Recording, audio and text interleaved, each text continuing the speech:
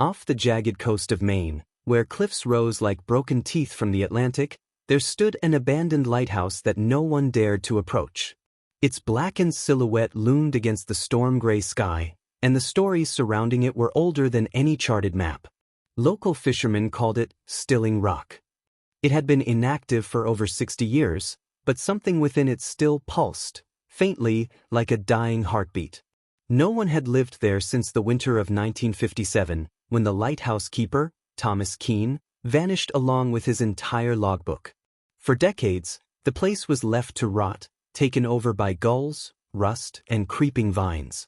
But when budget cuts pushed the Maine State Archives to digitize and recover long-lost federal documents, they stumbled upon a sealed crate marked Keene, Confidential. Inside was a reel of 16mm film, a water-damaged photograph of the lighthouse dated 1957, and a brass key shaped like no known design. The reel was brittle, the footage fragmented, but in the flicker of the images was Thomas Keene himself, alone, staring directly into the camera, his mouth moving without sound. Behind him, the beacon's lens flared once, although the power was long cut. Then the frame melted. Archivist Jeanette Moore, 38, had seen 1,000 reels in her career, but something about this one gripped her in a way that felt cellular. Against orders, she copied the footage and took the key. That weekend, she chartered a skiff to Stilling Rock. The boatman refused to land and left her on the nearest rock shelf. From there, she hiked up the crumbling path, battered by salt and wind, toward the rotting tower. The lighthouse loomed taller the closer she got, not just larger, but distorted, its geometry subtly wrong. The entrance bore the federal insignia scorched into metal, but the lock accepted the brass key with a soft click. The door opened inward, and the smell that hit her was old copper, mildew, and something faintly sweet, like decayed honeysuckle. Inside, everything was frozen in time. A cup of cold coffee still sat on the desk, its surface slick with mold. The bed was neatly made. The logbook, Thomas Keene's, lay open to a page dated February 29, 1957. But that year wasn't a leap year. That date should not have existed. The entry read, "Time no longer moves here. The light spins even without power. Something is wrong with the sky. I saw myself on the stairs last night." He didn't look back. Jeanette took out her phone, but the screen showed nothing, just static. Her watch had stopped. The second hand ticked, then reversed.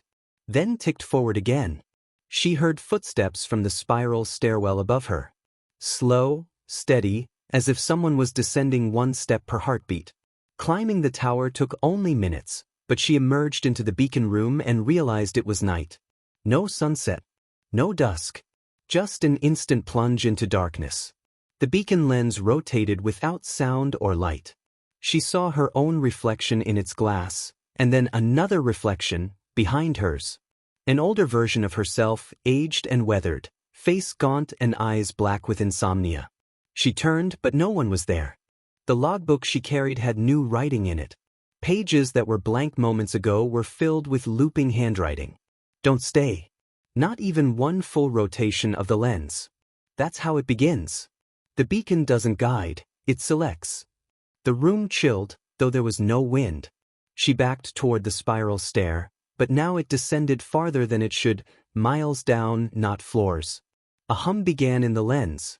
Low and alive. It wasn't spinning now. It was watching. Jeanette ran.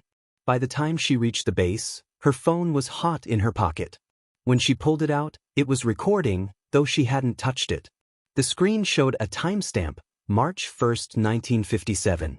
The footage it had captured wasn't from her point of view. It was a black and white recording from across the room. She was on screen, sitting in the chair at Keene's desk, motionless. She was smiling. She bolted from the lighthouse and made it back to the rock shelf just as the skiff returned. The boatman said she was 5 hours late. But Jeanette's watch showed only 30 minutes had passed. Back in the archive, Jeanette tried to report what she'd seen, but her files had been deleted. The key had melted into her coat lining. Her copy of the film now showed nothing but static. But the footage she'd taken, her own with her phone, remained. Every few days, new frames appeared in the clip. A wave of light. A tower in reverse. A new face behind the lens. Last week, one of the frames showed Thomas Keene standing behind her desk in the archive. His eyes were white and his mouth was open. She hasn't slept since.